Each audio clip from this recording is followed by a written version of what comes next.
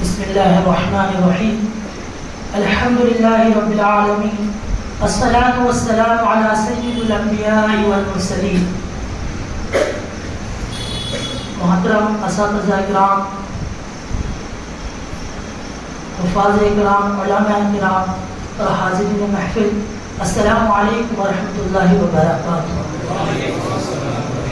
آئیے خلوص عقیدت کے ساتھ بارگاہ رسالت مآب صلی اللہ علیہ وسلم پر درود پاک پڑھیں. صلی اللہ علیہ نبی امی و آلہ و صحابہ صلاۃ و سلام علیک یا رسول اللہ صلی اللہ تعالی علیہ وسلم.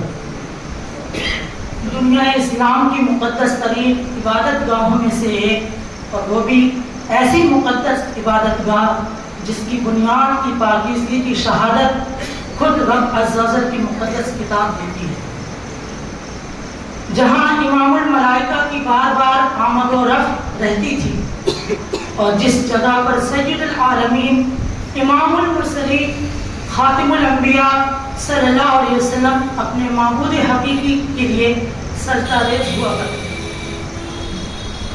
آئیے اس مقدس مسجد کی سادگی کو سیرت کے آئینے کی نظر میں ڈالنے کی کوشش کریں. نبی کریم صلی اللہ علیہ وسلم نے مدینہ میں بنو نجار کے ہاں جمعہ کا دن 12 ربیع الاول پہلی ہجری مطابق 27 ستمبر 622 عیسوی کو حضرت ابو ایوب انصاری رضی اللہ تعالیٰ عنہ کے مقام کے سامنے نزول فرمایا. پھر نبی کریم صلی اللہ علیہ وسلم حضرت ابو ایوب انصاری رضی اللہ تعالیٰ عنہ کے گھر منتقل ہو گئے تھے. اس کے بعد نبی کریم صلی اللہ تعالیٰ علیہ وسلم کا پہلا قدم یہ تھا کہ آپ صلی اللہ علیہ وسلم مسجد نبی شریف کی تعمیر شروع کر دی، اور اس کے لیے وہی جگہ آپ نے منتخب کی جہاں نبی کریم صلی اللہ علیہ وسلم کی اونٹنی بیٹھی تھی. اس زمین کے مالک 2 یتیم بچے تھے. نبی کریم صلی اللہ علیہ وسلم نے ان سے یہ زمین قیمتاً خریدی اور با نفس نفیس خود مسجد کی تعمیر میں شریک ہو گئے. نبی کریم صلی اللہ علیہ وسلم اینٹ اور پتھر ڈھوتے تھے اور ساتھ ہی فرماتے تھے، اے اللہ زندگی تو بس آخرت کی زندگی ہے، اے اللہ زندگی تو بس آخرت کی زندگی ہے، بس تو انصار اور مہاجرین کو بخش دے. اور آپ فرماتے تھے یہ بوجھ خیبر کا بوجھ نہیں، یہ ہمارے رب کی قسم زیادہ نیک اور پاکیزہ ہے. نبی کریم صلی اللہ علیہ وسلم کی اس طرز عمل سے صحابہ کرام رضی اللہ تعالیٰ عنہ کے جوش و خروش اور سرگرمی میں بڑا اضافہ ہوتا تھا.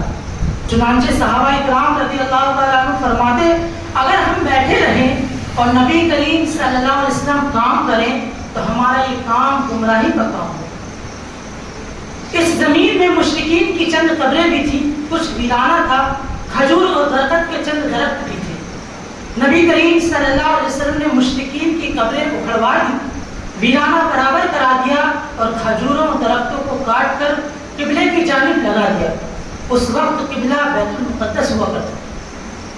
دروازے کے بازو دونوں پتھر کے بنائے گئے، دیواریں کچی اینٹ اور گار سے بنائی گئی. چھت پر کھجور کی شاخیں اور پتے ڈلوا دیے گئے اور کھجور کے تنوں کے کھمبے بنا دیے گئے. زمین پر ریت اور چھوٹی چھوٹی کنکریاں بچھا دی گئی. 3 دروازے لگائے گئے. قبلے کی دیوار سے پچھلی دیوار تک 100 ہاتھ لمبائی، چوڑائی بھی اتنی ہے اس سے کچھ کم تھی. بنیاد تقریباً 3 ہاتھ گہری تھی.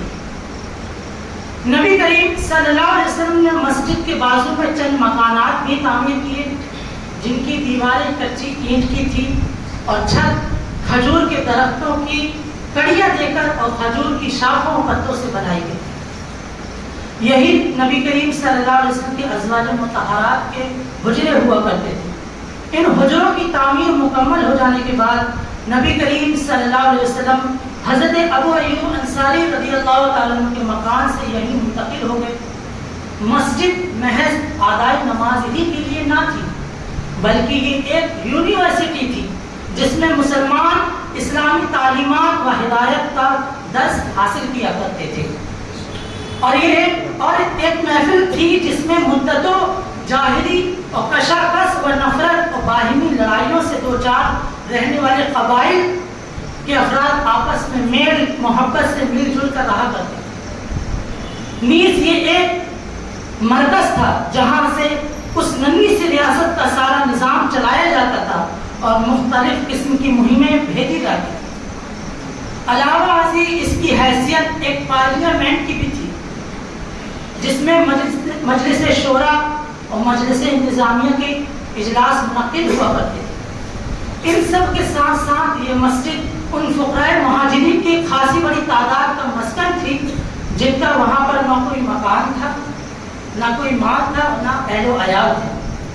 پھر اوائل ہجرت ہی میں اذان بھی شروع ہوئی۔ یہ ایک لاہوتی نغمہ تھا جو روزانہ 5 بار بلندی پر گونجتا تھا، جس سے سارا عالم وجود سکون محسوس کیا کرتا تھا۔ مسجد نبوی شریف کی اس تعمیری سادگی کے باوجود یہی وہ جگہ ہے جہاں جس نے گمراہوں کو ہدایت، کافروں کو ایمان، بد اخلاقوں کو اخلاق، کم ظرفوں کو اعلیٰ ظرف اور پوری دنیا کو اس مسجد سے ایثار، قربانی، تیاگ اور انسانیت کا معیاری سبق دیا گیا۔